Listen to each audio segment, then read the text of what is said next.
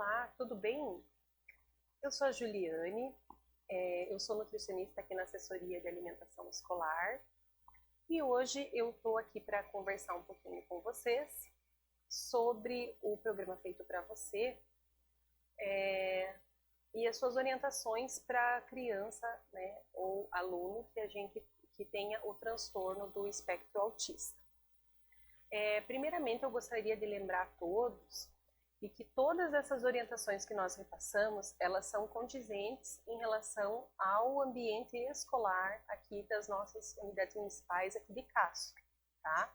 Então, levando em consideração esses ambientes, a nossa realidade, os nossos produtos que a gente disponibiliza para a confecção da merenda escolar e para a nutrição dos nossos alunos, que essas orientações foram traçadas. Eu quero começar falando um pouquinho, então, sobre o transtorno do espectro autista. O transtorno do espectro autista, ele não é necessariamente uma condição a qual a criança ela vai desenvolver algum tipo de necessidade, né, em relação à alimentação, né, especialmente só por ter o transtorno do espectro autista. Tá? Porém, vocês vão ver aqui no decorrer da nossa conversa que existe um grande percentual de crianças, né, de pessoas que têm o transtorno, que vão apresentar algumas necessidades especiais em relação à alimentação, tá bom? Então, nós vamos começar entendendo um pouquinho do que é o transtorno do espectro autista. Então, ele é um quadro, né, que engloba uma série de aspectos do desenvolvimento da criança, da pessoa, e ele pode se manifestar, esses quadros, de uma forma maior ou menor no seu grau de acometimento, né? Então, ele pode ser mais leve ou pode ser um grau mais alto desses transtornos, desses distúrbios. Tá? O diagnóstico do transtorno, ele geralmente segue dois critérios. O primeiro deles, né, vai ser uma avaliação em relação aos déficits que possam haver de comunicação social ou da interação social desse indivíduo, né, dessa pessoa. E o segundo são quanto aos seus padrões restritivos, repetitivos e também do seu comportamento, tá? Dos interesses, das atividades dessa pessoa. Então, o que isso quer dizer? Né? Que muitas vezes vai ter, como eu falei para vocês, graus diferenciados do acometimento do indivíduo, ele vai ter um grau maior ou menor em relação a cada uma desses dois critérios. Ou na questão da comunicação, ou na questão de padrões de comportamento. Então, assim que o diagnóstico do TEA, ele vai seguir por essas duas vertentes, tá bom? Na hora da avaliação, para se fazer o diagnóstico. Tá? As principais alterações que nós encontramos no TEA, ele se dá principalmente em interação social, que no caso seria a ausência ou a baixa frequência do contato visual da criança, da pessoa, né? E também sem a interação espontânea dela com adultos ou outras crianças, tá? Outra principal alteração que a gente pode citar é em relação ao comportamento, que ele pode ser um comportamento repetitivo, ou então ter certas situações, né, como a gente fala aqui, ele estereotipado, que seria dar pulinhos, chacoalhar as mãos, ter movimentos, né, característicos, e ter um interesse restrito, muitas vezes, em determinados temas ou brinquedos específicos. Então, o comportamento fica alinhado dessa forma. Né? E também em relação, muitas vezes, à linguagem, que vai, muitas vezes, encontrar a ausência ou um atraso que seja significativo no desenvolvimento da linguagem oral dessa pessoa, dessa criança. Né? Na questão tanto da compreensão quanto da expressão dessa linguagem oral. Tá? E também alteração de habilidades linguísticas. Então, essas seriam as principais alterações. Tá? No TEA, você vai poder se observar, né, uma questão ligada à alimentação. nós sabemos, né, que os transtornos alimentares, não somente um tipo deles, ele pode acometer até 90% de crianças que têm o transtorno do espectro autista, tá? Então, ele não é na totalidade, não significa que todos que têm o transtorno vão apresentar questões alimentares, transtornos alimentares, mas que até 90% das crianças que têm o transtorno do espectro autista, ela pode apresentar alguma questão em relação à alimentação, tá? Isso quando a gente compara, né, com crianças típicas, onde esses transtornos alimentares, eles ocorrem em até 45% das crianças, tá? Então, quando a gente fala em transtornos alimentares, a gente fala de um modo geral em dificuldades que a gente tem em relação ao desenvolvimento alimentar dessa criança, tá? A seletividade alimentar, ela vai ser cerca de 70% de todo o transtorno alimentar que vai acontecer com crianças com TEA, né? 70% ele trata-se de seletividade alimentar, tá? Então, isso é um índice bastante alto, né, dentro do transtorno do espectro autista, e a gente vai estar trazendo aqui algumas estratégias para vocês e alguns dados que vão ajudar vocês tanto a observar, né, o aluno dentro da sala de aula e também ajudar vocês nesse desenvolvimento em relação à questão alimentar dessa criança, tá bom? Vamos começar então falando um pouquinho da seletividade alimentar em si, né?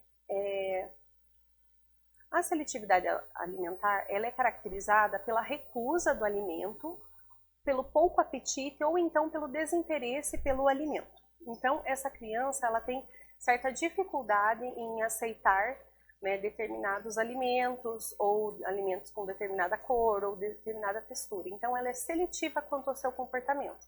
Nós podemos ver que a seletividade alimentar ela pode ser característica também na infância, mas no TEA, essa seletividade, nós vamos ver que muitas vezes é um pouquinho mais, um pouco mais difícil, né, para a gente estar trabalhando essa questão da seletividade. Então, vocês podem perceber, né, já sabem das nossas condutas aí dentro da escola, em relação às crianças, no sentido de estimulá-los a ter um acesso ao alimento cada vez mais amplo. Então, é uma alimentação colorida, com vários tipos de textura, com muitos tipos de alimento, né? Então, isso é o que a gente estimula para todas as crianças, né? Para que elas possam ter um desenvolvimento em relação à alimentação e uma educação nutricional que norteie eles para uma alimentação mais saudável e a partir do momento que eles tiverem as suas próprias escolhas. Isso nós falamos para todas as crianças, quando se trata de alimentação escolar. Porém, dentro do transtorno do espectro autista, nós sabemos que existem algumas outras barreiras que vão tornar esse trabalho um pouquinho mais, vai ser um pouquinho mais trabalhoso, tá? Então, o que é a nossa conduta em relação à seletividade alimentar quando eu tenho uma criança com transtorno do espectro autista? A primeira conduta que a gente deve observar é que a gente tem que fazer uma intervenção precoce. Então, eu não devo ficar esperando aquela situação ser reforçada muitas vezes dentro do ambiente escolar, porque quando existe a insistência e o reforço de uma determinada situação em relação ao alimento, sem procurar ajuda para aquilo que está acontecendo, muitas vezes torna bem mais difícil depois a gente conseguir retomar aquela questão com a criança. Tá? Eu vou dar alguns exemplos aqui na sequência para vocês, que vocês vão poder entender um pouquinho melhor isso na prática. Tá? Então, é fundamental que a gente faça essa intervenção logo. Tá? Então, se você dentro da sala de aula, você já tem uma criança que tem o transtorno, é importante que se observe se ela está tendo algum tipo de comportamento, né, algum tipo de reação, né, que seja de recusa, de pouco apetite ou desinteresse, e que a gente já procure uma solução, né, uma orientação em relação a essa criança para que isso não venha estar sendo reforçado dentro do ambiente escolar ou tratado como se isso, não, tudo bem, é assim mesmo. Por quê? Porque assim eu vou diminuir o grau de severidade dos prejuízos que eu posso ter decorrente daquele comportamento. Então, uma criança que ela nunca ingere um determinado tipo de alimento, ou que ela ingere apenas só um tipo de alimento, isso vai ter uma repercussão na saúde dessa criança, né? Porque ela está ingerindo somente um tipo de alimento, somente um tipo de nutriente. E não é isso que a gente quer, né? Nós queremos estimular ele para que ele possa, dentro da sua, dentro do seu caso, dentro da sua realidade, existir um progresso, uma melhoria em relação a esta questão, tá? Outra questão que nós colocamos da nossa conduta é que a conduta ela é individualizada. Então, quando eu tenho uma criança com transtorno do espectro autista, eu nunca vou tratar essa criança de uma forma genérica, né? Ah, não, eu fiz para o fulaninho que tem, para a criança tal, que tem o transtorno, então para esse daqui também vai funcionar dessa forma, nós vamos fazer a estimulação da mesma forma. Não, tá? A criança com o transtorno do espectro autista, vai existir uma investigação por parte do nutricionista também aqui da alimentação escolar, em relação a como é a alimentação dessa criança na casa, né? Como é que essa criança está se comportando na escola, quais as dificuldades que aquela criança tem, tá? Porque como os graus de comprometimento do transtorno, eles são diversos, né? E ele pode ser, como eu mostrei ali para vocês, pode ser de interação, pode ser comportamental, pode ser por tantos fatores, nós precisamos fazer um diagnóstico exato, né, preciso, do que nós queremos trabalhar com aquela criança, tá? Então, não é possível a gente estabelecer uma conduta única para criança com transtorno do espectro autista. O que seriam, então, no caso da seletividade alimentar, né? Então tá, Ju, né? Por que existe a seletividade alimentar? Porque no transtorno do espectro autista isso pode acontecer tanto, né? Uma incidência tão grande. Então, vai existir fatores que podem ser estar sozinhos ou que eles podem estar aliados a outros fatores. Então, pode ser uma junção de fatores, tá?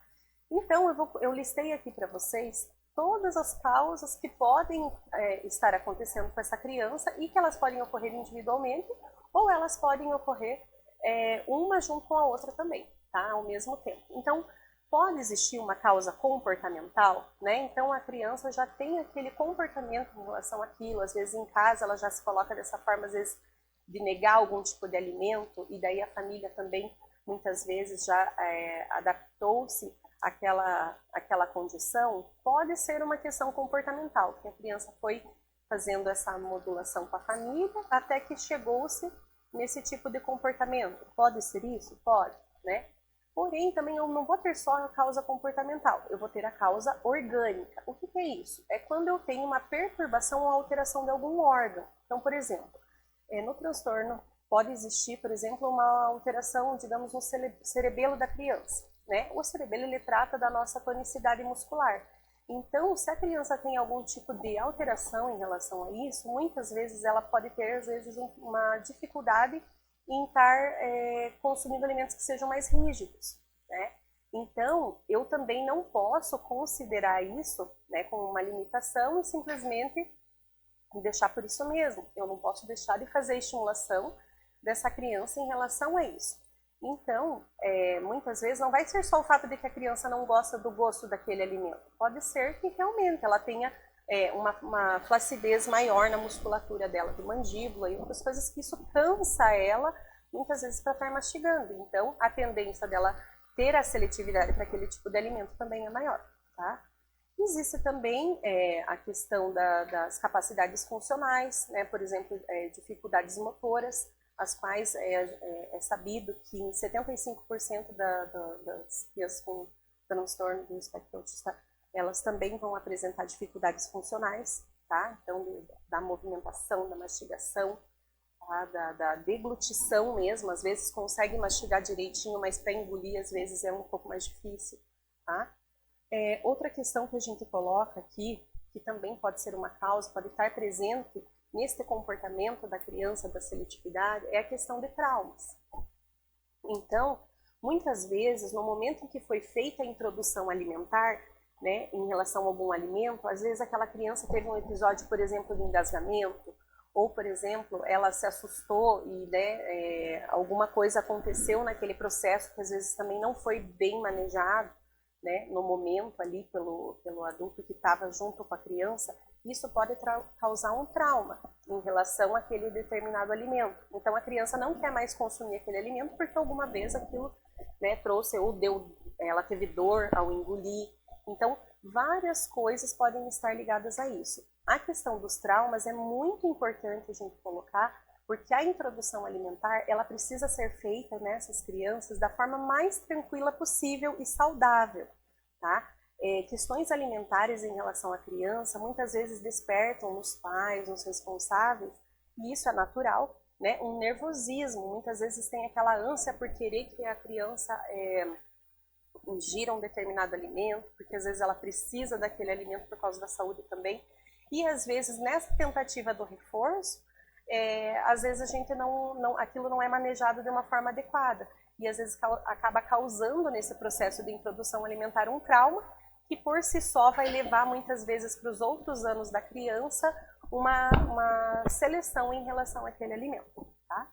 Outra questão, ela pode ser sensorial. Por quê? Porque a criança com o transtorno, ela também pode apresentar uma superresponsividade. O que é isso? Então, significa que, por exemplo, enquanto a cor de um alimento, né, para as pessoas em geral, ela tem um determinado impacto, para aquela criança ela pode ter um impacto maior, né? Ou então, a forma que as coisas estão dispostas, né? Aquilo muitas vezes causa confusão para ela, não, ela acha que não é daquela forma que se organiza, né, os instrumentos ali para poder se alimentar. Então, essa super responsividade em relação aos estímulos que para os outros são normais, para essa criança, muitas vezes, ela é super responsiva em relação àquele estímulo. Outra questão que se coloca também aqui na parte sensorial é a sensibilidade auditiva da criança. Então, por exemplo, tem crianças que têm problema com a crocância, né? Ou com o barulho que o alimento faz dentro da cavidade oral, né?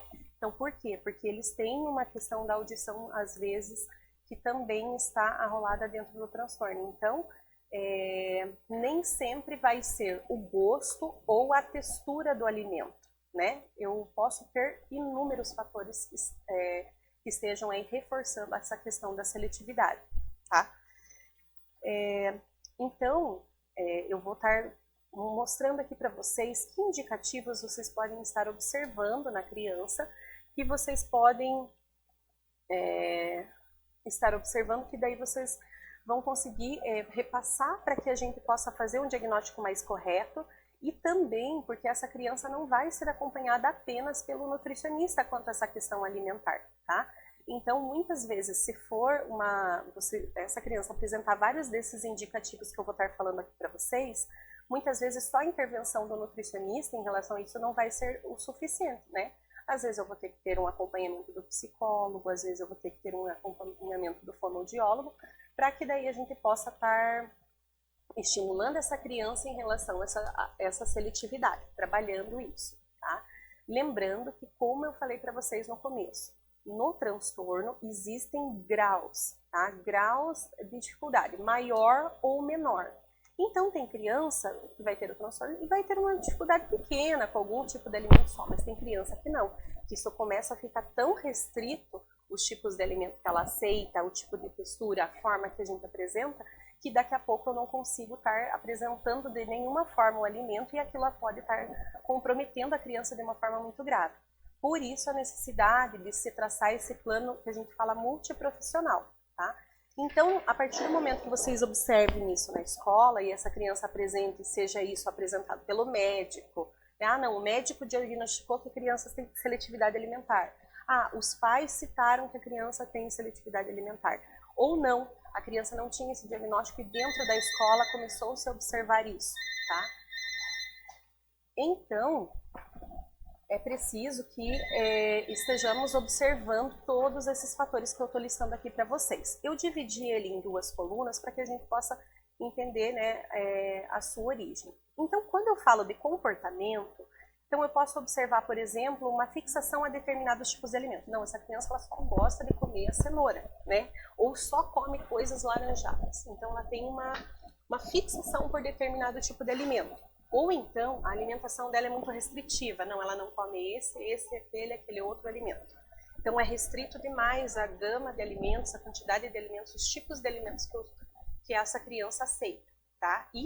Isso já está uma questão comportamental.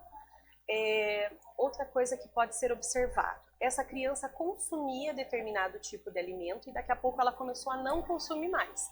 Isso pode ser relativo, por exemplo, a algum trauma. Então, muitas vezes você vai encontrar relato de pais que vão dizer: ah, mas meu filho consumia isso, mas depois que aconteceu tal coisa, daí ele não consumiu mais, né? Então eu fiz um determinado alimento lá e ele não gostou naquela preparação e daí depois ele nunca mais comeu, né? Então, assim, existem vários tipos de coisa que pode acontecer. E o trauma, como eu falei para vocês já anteriormente, ele pode causar essa mudança no comportamento da criança, tá? Outra questão comportamental que pode ser observada é a questão de tosses antecipatórias. Então, tem criança que vai chegando próximo do momento da alimentação que ela começa a tossir, né, sem nenhum motivo aparente, não é alérgico, não é nada, né, mas sempre antes da refeição ela começa a ter a tossir, né, ela tá vendo que todo mundo está se aprontando para ir para o refeitório, ela tá vendo que está chegando o momento da alimentação, ela começa a tossir e daí muitas vezes ela não consegue nem participar do momento da alimentação, porque ela passa o tempo todo tossindo e daí aquilo perturba todo o momento ali da alimentação. Tá? Esse é um outro fator comportamental que também a gente pode observar e que depois também pode ser trabalhado. O consumo presente ou ausente em ambientes diferentes. Então, quando a criança, então quando ela está em tal sala, ela consome o alimento, né, que é disponibilizado. Não. Se você colocar ela, por exemplo, no refeitório com os outros alunos, de repente ela não consome, né? Tem esse fator que ele também é considerado um fator comportamental. Tá? A gente coloca aqui a questão do local, porque muitas vezes isso acontece dentro da escola. E sempre o nosso caminho dentro da escola é que as crianças possam fazer as atividades o quanto mais próximas uns dos outros. Em que sentido? Né?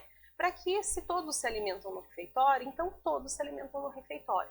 Porém, algumas vezes vai existir essa criança e ela não consegue consumir, né? Não consegue se alimentar quando ela está junto com as outras crianças. Algumas vezes pode ser por causa do barulho, porque aquilo deixa ela nervosa, né? Ou então ela não costuma ficar no meio dos outros colegas. Então, todas essas questões do local também podem estar presentes aí. Tá? O último fator que eu pontuei aqui para nós é que depois dos 5 anos, quando essa seletividade alimentar ela se prolongou além dos 5 anos, então provavelmente o fator comportamental vai estar incidente. Por quê? Porque já foi feita toda a introdução alimentar dessa criança. Então não é questão de conhecer um ou outro alimento novo e tal, né? Geralmente já existe bastante reforço em relação ao como eu introduzo o alimento para essa criança, que alimento que eu disponibilizo. Então isso já gerou um comportamento. Então geralmente eu vou ter um fator comportamental, posso ter um fator orgânico depois dos 5 anos, né? Mas muito provavelmente eu vou ter esse fator comportamental também, tá? Por exemplo. E agora vou passar aqui com vocês as questões orgânicas. Então as questões orgânicas podem ser a disfagia, que é justamente a dificuldade que essa criança tem de engolir o alimento, tá? Então existe alguma questão em relação à traqueia, à musculatura, o que às vezes pode dificultar, e por isso essa criança está tendo essa seletividade. A questão da dor, por exemplo. A criança ela se nega a consumir o alimento muitas vezes porque ela sente dor ao engolir, né? Então, se ela sente dor, isso daí pode ser uma causa orgânica, tá? Quando a criança está apresentando vômito e diarreia ao consumir os alimentos, isso precisa com certeza ser monitorado e rápido. Por quê? Porque o vômito e a diarreia, ele não é uma condição a qual possa se manter por muito tempo, porque eu posso ter uma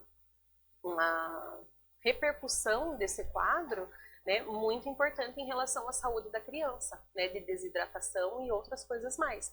E se isso tem acontecido, é necessário haver uma investigação, descobrir o porquê que isso está acontecendo, tá? Outro indicativo seria atraso de desenvolvimento, né, que a gente pode estar observando, da questão da seletividade alimentar. Então você começa a ver, ah, não, a criança seleciona, mas realmente ela está, às vezes, começando a ficar com uma anemia, alguma outra coisa, ou um emagrecimento mesmo muito, muito grande, ou não está ganhando altura, tá? Então esses atrasos do desenvolvimento são importantes e precisam ser observados. Questões do sistema respiratório, então às vezes essa criança tem uma alteração da respiração, então muitas vezes precisa ser trabalhado isso também, tá? Falhas do crescimento, então para o curso normal do desenvolvimento da criança, aquilo era esperado e muitas vezes eu tenho uma falha, aquilo não se desenvolveu naquele momento, isso também é um indicativo, tá? De que a seletividade está tendo uma repercussão importante aí. O risco de aspiração. Então, quando existe, a criança se engasga com frequência, né, isso também é um indicativo de que existe alguma causa orgânica ali do que está acontecendo com essa criança. Então, se a alimentação, por qualquer um desses fatores, individuais ou coletivamente, né, eles todos juntos ali com aquela criança, se essa alimentação está ficando muito difícil, eu preciso traçar um plano multiprofissional, tá bom? Então, depois de falar todos esses fatores para vocês, eu vou mostrar aqui o que é essa questão comportamental. A questão comportamental é que no transtorno, eu muitas vezes vou ter a seletividade da criança, que vai nutrir um comportamento da criança em relação ao alimento, que vai tornar essa criança mais seletiva e que, por sua vez, vai determinar o comportamento dela, porque aquilo vai se tornando um ciclo de reforço, tá? Em relação à alimentação e à seletividade daquilo que está acontecendo com a criança. Então, a nossa preocupação, né, enquanto nutricionista, é que a gente esteja melhorando essa condição da criança para que ela não esteja refém da própria seletividade. E o nosso trabalho é justamente no sentido de evoluir ela para que ela consiga ganhar qualquer função que ela ganhe em relação a essa seletividade, vai ser um ponto positivo que a gente vai estar marcando e que é necessário a gente fazer a intervenção dentro da escola, tá? Então, por isso, a nossa parceria com o professor, a nossa parceria com o ajudante, com a merendeira, que vai estar preparando essa alimentação pensando nessa criança, tá? Então, muitas vezes, vocês vão trazer essas informações para nós vamos traçar um diagnóstico para essa criança, às vezes vamos estabelecer uma conduta junto com os outros profissionais aqui da educação também, para essa criança em relação a essa dificuldade, e vamos retornar para vocês com como deve se proceder, tá? Tanto dentro da sala de aula, porque se essa criança tiver questões que precisam ser trabalhadas antes do momento da refeição, a gente vai ter que trabalhar. Se essa criança tiver um problema em relação ao tipo de utensílio que vai ser utilizado, a gente também vai arranjar formas de trabalhar em relação a isso. Se ela não consegue se alimentar junto com os outros coleguinhas, a gente também vai tentar fazer uma evolução em relação a isso, tá? Então, a questão comportamental, o diagnóstico ali dentro dos 3 aos 5 anos é essencial também para que a gente consiga ter uma boa resposta em relação à seletividade alimentar. Então, principalmente os professores, atendentes do ensino infantil, é importante que eles estejam atentos em relação a isso, a esses comportamentos da criança que tem o transtorno, porque daí isso a gente consegue, intervindo quanto antes, a gente consegue ter resultados excelentes em relação a isso também. Tá? Continuando falando sobre essa questão comportamental, ela normalmente não é o principal fator de dificuldade alimentar durante a introdução alimentar, como eu falei para vocês. Por quê? Porque durante a introdução alimentar, eu ainda não firmei com a criança nenhuma rotina em relação aos alimentos. Já depois que eu fiz a introdução, eu já demonstrei para aquela criança que tipos de alimento eu disponibilizei e qual a rotina que eu sigo, que utensílios que eu utilizo e tudo mais. Então, até a introdução alimentar, a questão comportamental não é exatamente o que a gente observa tanto, tá? Mas depois da introdução, isso é um fator bastante determinante e que muitas vezes faz com que tenha muita dificuldade, às vezes, no manejo com essa criança em relação à alimentação. Uma das coisas que a gente sabe é que o comportamento, ele também se torna, com o tempo, uma forma deles garantirem o que eles gostam de comer, como qualquer outra criança. Então, as crianças, elas são muito hábeis nisso, né? Em ver como que a gente maneja essas situações que elas apresentam para a gente, esses desafios e dificuldades que elas impõem para a gente em relação àquilo que eles querem comer, aquilo que eles não querem comer. E para a criança que tem o transtorno do espectro autista, para ela é da mesma forma, tá? Então, essa criança também ela consegue verificar, observar no seu cuidador como que ele maneja aquela determinada situação. Então, muitas vezes ele gosta de um outro tipo de alimento, ele já sabe também como ele vai se comportar em relação àquilo. Então, eles vão descobrindo estratégias e vão aprendendo a como lidar com cada cuidador. Por isso que é importante que a gente, como quem está ali manejando a questão da alimentação da criança mais próximo, né, o professor, o ajudante, quem esteja auxiliando nesse momento, descobrir também formas de estimular sem reforçar comportamentos que vão contribuir para a seletividade alimentar dessa criança, né? Então, assim, por isso que é preciso que vocês estejam por dentro do que está acontecendo com essa criança, para que a gente possa ter daí um bom resultado, uma boa estimulação com ela, tá? Outra questão que eu quero colocar para vocês é que a dinâmica familiar, ela também pode melhorar, tá? E também pode contribuir para essas questões, tá? O que eu quero dizer com isso? Que tanto para o bem quanto para o mal, aquilo que acontece dentro da casa e dos momentos de refeição em relação à alimentação, isso também pode alterar o comportamento dessa criança, tá, em relação à alimentação. Por isso que com a criança que tem o transtorno, a gente muitas vezes vai conversar com os pais para entender também dentro de casa como é que esse processo está acontecendo. Então, agora que nós já pudemos observar vários comportamentos e situações que estão ligadas, principalmente à seletividade alimentar, eu quero trazer aqui para vocês um pouquinho do transtorno e a alimentação, né, das crianças. E mostrar para vocês quais alimentos que hoje, sabidamente, né, através de estudos, nós sabemos que tem relação com o agravamento de traços autísticos, tá? Então, o primeiro que eu posso citar para vocês aqui, ele é em relação ao excesso de açúcar. Isso vai acontecer tanto com crianças típicas quanto crianças com o transtorno do espectro autista, tá? Por quê? Porque já se sabe que o excesso de açúcar ele vai causar tanto dependência quanto euforia.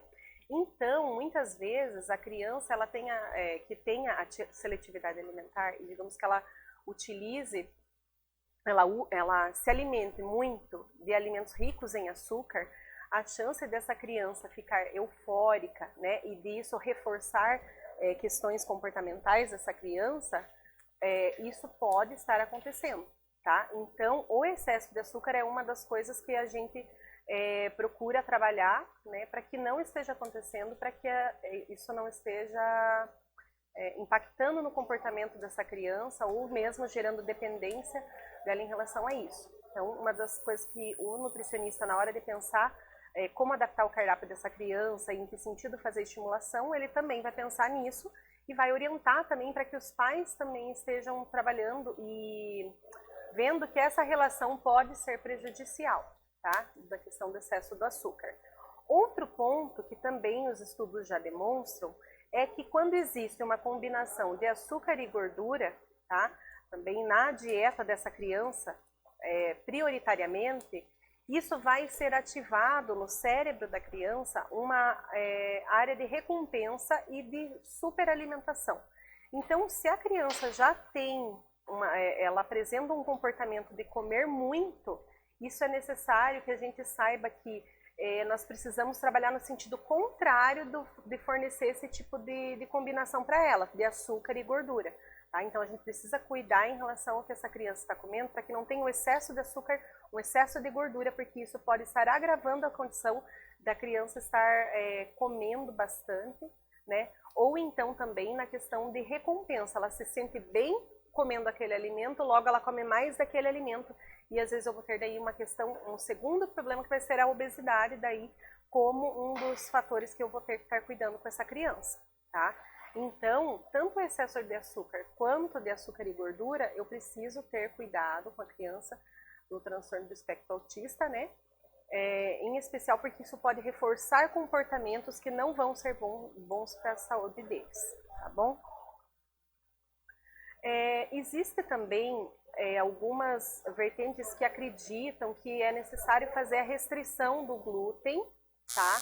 Presente nas massas, né, nas farinhas, né, e também da caseína, que ela é uma proteína presente no leite, tá? Porém, hoje já se sabe, através dos estudos, que existem resultados apenas nas crianças que têm intolerância ou alergia a qualquer um desses componentes, como qualquer outra criança. Então, não é na criança do transtorno do espectro autista que eu vou fazer uma restrição de glúten e uma restrição de caseína, somente em casos em que a criança realmente ela tem uma alergia ou uma intolerância a esses alimentos. Mas não significa que todas as crianças que têm a seletividade alimentar, que têm o transtorno, elas devem fazer uma restrição do glúten, do leite, da caseína, tá? Porque isso vai melhorar os traços, né, a recuperação, a melhora do desenvolvimento dessa criança, tá? Então não existe realmente essa relação, a não ser em crianças que já apresentam mesmo essa intolerância ou alergia, tá bom? Como em qualquer outra criança. Outro ponto que eu vou citar aqui com vocês são em relação aos estimulantes, tá? Crianças que têm o transtorno e em suas características têm agitação como um dos pontos, é necessário que se saiba que os estimulantes como o açúcar, o café, o chocolate, os chás, né, que tem, por exemplo, cafeína, que são estimulantes, para essas crianças seja feita um controle, né, para que ela não seja ficando mais agitada ainda. Então, para os pais, tanto para os pais quanto a gente na escola, a gente vai saber que a gente vai evitar o uso de café, né, de bebidas adoçadas e chás, como chamate, por exemplo, que são estimulantes e que daí vai estar trazendo mais agitação ainda para essa criança. Lembrando que todos esses estimulantes, eles funcionam também dessa forma para as crianças que também não têm o transtorno do espectro autista e que já sejam também naturalmente agitadas, tá? Mas os estimulantes fazem isso em relação a quem já tem esse comportamento, tá? Então, o controle é bastante importante. Então, seriam basicamente esses quatro que eu coloquei para vocês, e sendo que um deles, que é o aqui da restrição do glúten e da caseína, que ele não vem ao caso, tá? A não ser que a criança tenha uma restrição alimentar, uma intolerância, uma alergia com esses nutrientes. Por que é tão importante eu trabalhar a questão da restrição, da seletividade alimentar dessa criança? Porque quando existe uma restrição agravada, eu vou ter a falta de nutrientes específicos que eu necessito para o desenvolvimento dessa criança. Então, como eu trabalho com todas as crianças, no sentido de estimular elas a ter um leque de alimentos o mais completo possível em relação aos seus nutrientes, para essa criança, onde a restrição vai estar muito agravada, você pensa que eu vou conseguir muito pouco nutriente, né? Porque a variedade também vai ser muito pequena, tá? Isso pode ocasionar para essa criança, na sua fase de crescimento e desenvolvimento, né, um comprometimento, que é o que a gente não quer. Um déficit de altura, né, uma dificuldade muitas vezes de crescimento, e na pior das hipóteses que a gente coloca, isso pode comprometer a reestruturação cerebral dessa criança. O que você quer dizer com isso, né? A palavra é bem grande, como diz, e parece bem grave, né? Mas é no sentido seguinte, que com a criança do espectro autista eu vou estar trabalhando em todas as outras partes do trabalho que vai existir em relação ao transtorno, para o desenvolvimento dessa criança, eu preciso fazer reforço para que vá estimulando essa criança de várias formas, naquelas partes que ela vai ter as dificuldades. E se eu não tenho nutriente para que o cérebro dela consiga se desenvolver adequadamente e acompanhar essa estimulação que está sendo feita, então os meus ganhos em relação à estimulação também vão estar reduzidos. Então, eu preciso que essa criança se nutra bem para que todo aquele trabalho feito com essa criança em relação ao seu desenvolvimento, a melhoria do desenvolvimento dela, possa estar tendo um resultado, tá? Então, em crianças que a seletividade vai ficando muito complicada, a melhoria em relação também a outras funções vai ficando comprometida. Então, não é isso que a gente quer, né? Nós queremos trabalhar para que justamente o contrário, tenha todos os nutrientes disponíveis para que toda a estimulação que for feita em relação ao comportamento, às funções dessa criança, eu tenha o melhor resultado possível, tá bom? Nesse momento, eu tenho então, considerando que eu tenho uma seletividade alimentar bem agravada, uma restrição bem agravada, é necessário que eu faça a dessensibilização dessa criança, né? O que isso quer dizer? Então, se for observado que essa criança está tendo diarreia, vômito, e ela é muito restritiva em relação à sua alimentação, nós precisamos ter, como eu já falei anteriormente, traçar um plano multiprofissional para essa criança, tá? Para que isso não continue dessa forma.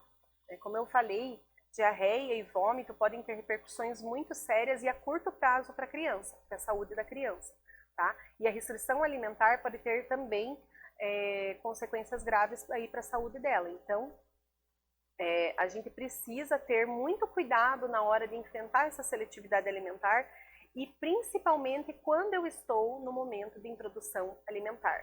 Lembrando que tudo que acontecer de forma negativa em relação à alimentação nesse processo de introduzir alimentação para a criança, eu posso ter consequências a longo prazo na alimentação dela.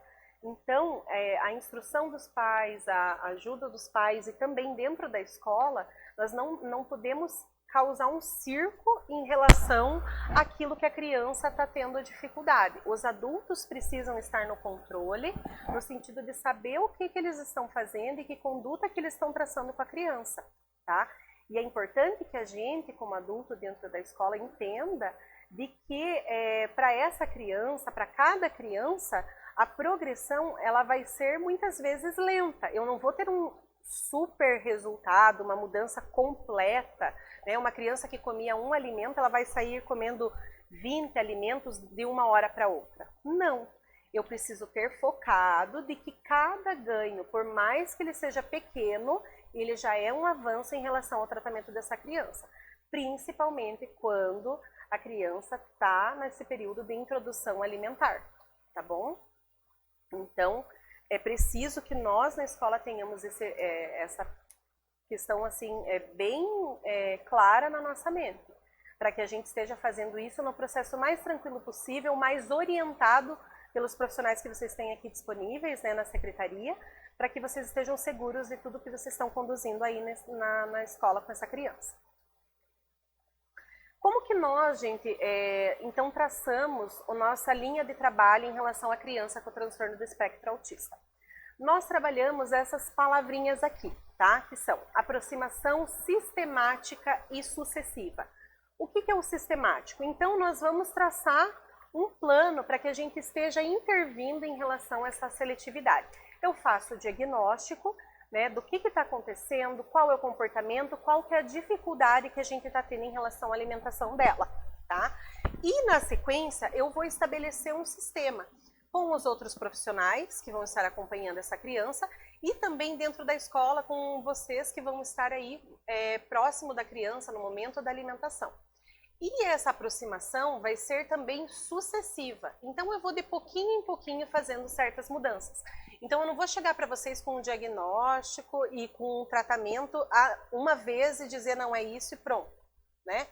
Não, nós vamos caminhando para um determinado lugar. E é isso que vocês vão ver traçado ali para vocês na orientação que vai para essa criança. Então, nós vamos fazer uma estimulação dessa forma, nós vamos começar, o nosso objetivo é que a criança chegue, por exemplo, até, a criança não se alimenta no refeitório.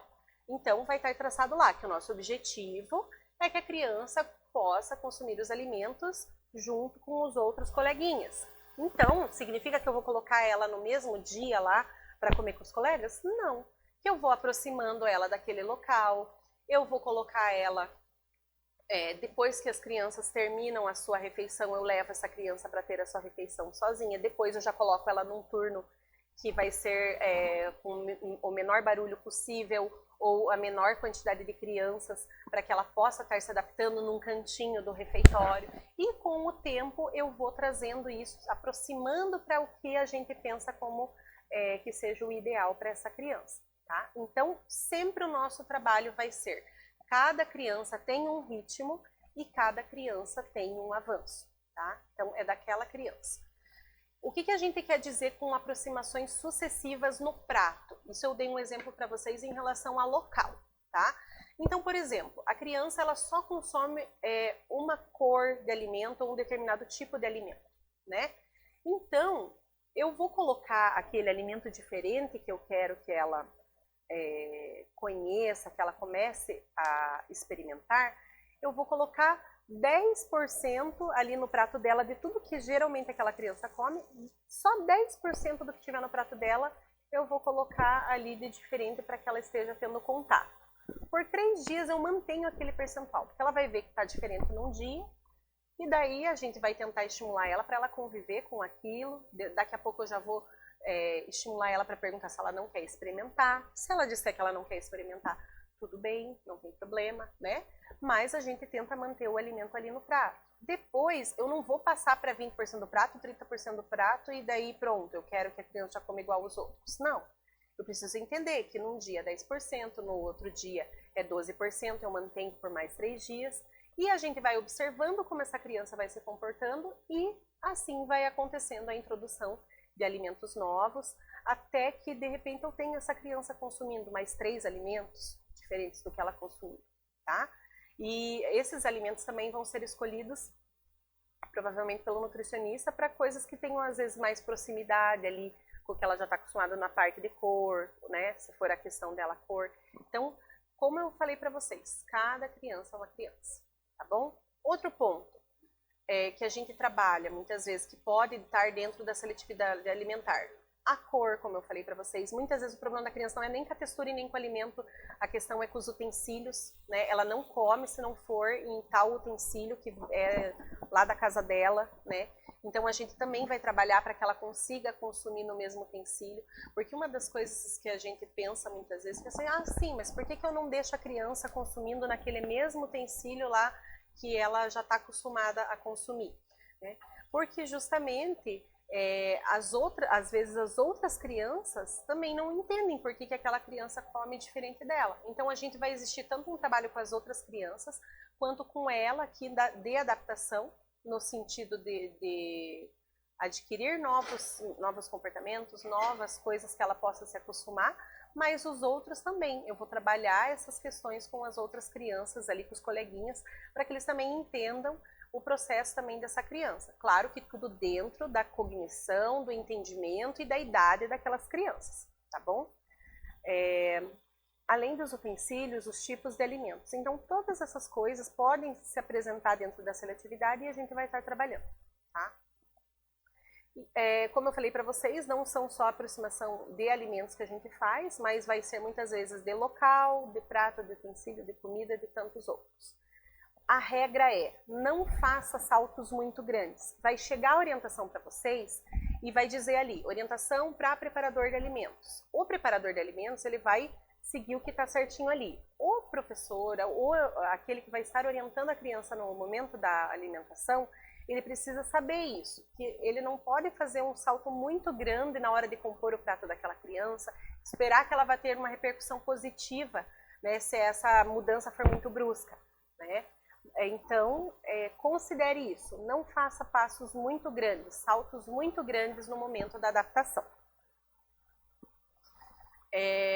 Eu trouxe aqui para vocês algumas dicas que as nossas psicólogas aqui, a Silvia e a Luana, trouxeram para nós, em relação a como auxiliar as crianças nessa questão da aceitação dos alimentos, na questão de crianças que tenham um transtorno, tá? O primeiro ponto é a gente preparar a criança, fazer com que ela ajude a arrumar a mesa dela para a refeição, ou então lavar as suas mãos. Outra coisa, seguir a rotina todos os dias, a mesma rotina. Então, na hora do almoço, o que eu faço? Fulano, está na hora da gente ir se alimentar. Vamos lavar as nossas mãos? Então vai, lava a mão, sempre faz aquela rotina, né, dos acontecimentos, porque a rotina vai deixar essa criança mais confortável em relação àquilo que vai acontecer, tá? E ela se sente mais segura, né, porque existe a rotina a qual ela já conhece. Então a rotina sempre vai ajudar. Inclusive, utilizar figuras para delimitar essa rotina em relação à alimentação vai ajudar também, tá bom? Outra coisa, o ambiente. Se a criança ela só se alimenta em outro ambiente, a gente deve fazer a aproximação sucessiva, como por exemplo, buscar e levar o seu prato no refeitório. Então tá, eu não consigo que a criança consuma lá no refeitório a refeição. Então eu peço que ela vá lá e pegue o pratinho dela, né, e o seu garfo, e traga até o local onde ela vai se alimentar, porque isso vai levando ela para aquele outro ambiente, para aquela outro local onde eu quero que ela, em algum determinado momento posterior, vá poder estar junto com os outros coleguinhas, né? Mas eu já estou inserindo ela naquele outro ambiente. Então, pedir para ele buscar e levar o seu prato do refeitório, ir convidando para lanchar no refeitório quando tiver menos crianças. Então, numa situação que seja mais aceitável para a dificuldade que aquela criança ainda apresenta, tá bom? Outra coisa, não force, tá, a criança a fazer aquilo que você está pedindo, mas ofereça, tá? Então, você disponibilizar não é você usar de coação em relação à criança. Não, você vai comer isso. Não, tentar não ser imperativo, mas sim oferecer. E oferecer não é oferecer uma vez e desistir, né, no caso de negativa. Nesse caso da seletividade alimentar, precisa todos os dias a gente fazer de conta que é a primeira vez. Né? É a primeira vez que eu estou oferecendo. No outro dia ele negou, mas hoje eu ofereço novamente. Então, coloque os alimentos variados à mesa e perto da criança para que ela possa ver, sentir o cheiro. Então, às vezes, ela não aceita no prato, mas se eu deixar ali num pratinho do ladinho, ela vai começar a ver o alimento ali perto, né? Vai começar a sentir o cheiro, ver a cor, e aquilo vai ambientando ela em relação àquela mudança que eu quero fazer, tá? Se a criança aceita, tá? Coloque alimentos diferentes no seu prato para que ela se familiarize com as cores, com os cheiros e com as texturas, se ela aceitar. Então, primeiro eu começo de fora, aqui do local onde a criança se alimenta, demonstrando para ela, para dentro do prato. Então, na medida que ela aceitar, eu colocar um tantinho ali da comida, eu vou colocando e vou aproximando, para que ela conheça outro tipo de textura, outro tipo de cheiro, outro tipo de cor, tá? Usar figuras, adesivos nos pratos com o tema que a criança tem preferência, por exemplo. Então, de repente, a bandeja daquela criança, nós já sabemos que as crianças que têm alimentação especial, elas têm a bandeja laranja, porque os seus utensílios são próprios, né? Para aquela criança, para que a refeição dela chegue corretamente para ela como tem que ser, tá? Então, assim, de repente decorar aquele local que a criança se alimenta com algum personagem que ela gosta, né? Tudo isso vai trazendo uma afinidade maior para a criança naquele momento da alimentação, tá bom? Outro ponto, comemore cada alimento novo que ela aceita e continue a oferecer. Então, quando eu digo comemorar, não significa que eu tenho que fazer uma festa e soltar purpurina, né? Porque senão a criança vai, como qualquer outra criança, ela vai esperar que sempre a gente faça isso, né? Essa super festa, porque ela experimentou uma coisa nova. Né? Mas o que é a comemoração? É no sentido de reforçar, dizer, nossa, que bom que você gostou do alimento, né? Vamos comer de novo outro dia. Ai, a tia também gostou dessa cor, é tão bonita, né? Então, é nesse sentido, no sentido do reforço positivo, tá? Outra questão é a parte lúdica. Brincar de fazer comida com massinha, com brinquedo no formato dos alimentos, tá? Outra coisa, alimentar a boneca, o bichinho de pelúcia, isso também ajuda a criança, porque na hora da brincadeira, ela exercita aquilo a qual depois ela vai estar fazendo ela mesma, tá? Então, o momento essa parte da ludicidade vai ajudar ela a adquirir hábitos também da sua rotina. Outro ponto, né, que a gente colocou aqui, da família, tá? Que o estímulo em casa, ele é fundamental na aceitação de novos alimentos. Então, é preciso que os pais estejam cientes de que na escola a gente está tendo um trabalho, tá? A gente aqui, quando vai fazer o diagnóstico da criança, a gente já procura transmitir isso para os pais. Mas como a escola está mais próxima e diariamente ela pode ter esse contato ou mandar bilhete e tal para casa, ver como é que em casa está acontecendo, dizer, olha, nós estamos tentando fazer isso em relação à criança agora, né? A gente quer que ela coma em determinado local, a gente está utilizando um novo utensílio, né? Se vocês puderem também trabalhar em relação a isso em casa. Então, essa conexão, essa conversa é importante, porque tudo que for reforçado pela família vai ajudar também nesse processo do que está acontecendo dentro da escola e vice-versa, tá bom? E, gente, mais do que tudo, calma, paciência e criatividade, tá?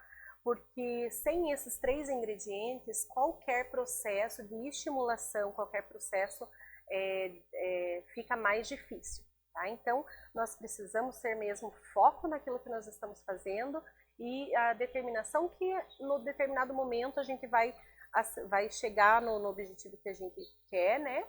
E também vai estar melhorando, nem que seja de pouquinho, a condição atual dessa criança.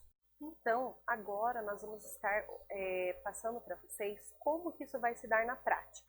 Agora eu já trouxe um pouquinho de ferramentas para vocês, como vocês observarem, diagnosticarem essa criança, as dificuldades que ela está tendo em relação à alimentação, né, a rapidez também que a gente precisa estar trocando essas informações para que isso não esteja trazendo impactos muito significativos para a saúde, né, e para o crescimento e desenvolvimento dessa criança. Tá? Então, aqui eu trago para vocês como que é traçada a conduta para a criança com transtorno do espectro autista. Então, gente, nós temos todos aqueles indicativos que eu falei para vocês, mas eles não são definitivos, tá? Por quê? Porque aquela conduta, pode ser que aquela criança esteja naquele momento com aquela conduta, tá? Mas isso já é uma dica pra gente de como a gente deve seguir. Então, você vai me trazer algum dado que você observou, eu vou observar esse dado e vou elencar ele com todas as outras observações que vão ser feitas por vocês da escola, pelos pais em casa e também pelo que a gente observar nessa criança. Tá? Tudo isso vai ser dicas para nós, para sugerir aquilo que está acontecendo em relação àquela criança na seletividade dela. Como eu falei para vocês, vai ter criança que isso vai ser bem grave e tem criança que isso é uma questão leve. Então, a mediação também vai ser mais tranquila. Tá? Então, quando eu tenho esse aluno com o transtorno do espectro autista, e ele tem algum transtorno alimentar, né? Porque, como eu falei para vocês, não são todos que vão apresentar, tá? Mas pode acontecer. O que vai ser feito? A nutricionista, ela vai fazer uma entrevista com os pais, com a direção e com os professores dessa criança. Porque nós precisamos de informação de todo mundo que convive com a criança, para que a gente possa traçar um diagnóstico e também um plano para que a gente possa estar trabalhando essa seletividade, tá? Nessa conduta, nós vamos colocar para vocês uma conduta para refeitório, para sala de aula e também para acompanhamento desse aluno que tem que tem o transtorno com a seletividade ou com o transtorno alimentar. Como, por exemplo, se a criança tem dificuldade em relação à hidratação, vou trazer para vocês técnicas para estimular e para integrar essa criança, forma de servimento, como que você vai disponibilizar o alimento para essa criança. Então, eu trouxe aqui para vocês 2 orientações, são um exemplo, tá? Que é de um aluno nosso, como que a gente coloca para cada profissional dentro da escola que pode estar auxiliando a gente nesse momento. Então, nessa primeira aqui do meu lado esquerdo, vocês podem ver a orientação da alimentação para os professores e auxiliares deste aluno, tá? Então, no início, a gente coloca para vocês a avaliação dessa criança, da condição alimentar dessa criança, o que ali está pegando para ela, qual que é a dificuldade que a gente vai trabalhar, tá? Ela tem essa questão, ela é seletiva em relação a esse alimento, o problema que ela tem apresentado em relação a ela não bebe água de jeito nenhum, né? Então, é como se fosse um diagnóstico daquilo que está acontecendo. E, em seguida, vem uma conduta nutricional, tá? E abaixo eu coloco para vocês como que nós vamos proceder, que o professor, o auxiliar vai proceder em relação aqueles objetivos que nós queremos atingir ali para o tratamento dela, para o acompanhamento dessa criança, tá bom? E dos preparadores de alimentos da mesma forma. Então, o que o preparador vai ter que ofertar para aquela criança? Que modificação no alimento que ele tem que fazer? Que cuidado que nós vamos ter em relação àquela criança, em relação à seletividade dela, tá bom? Eu trouxe um pouco mais próximo aqui.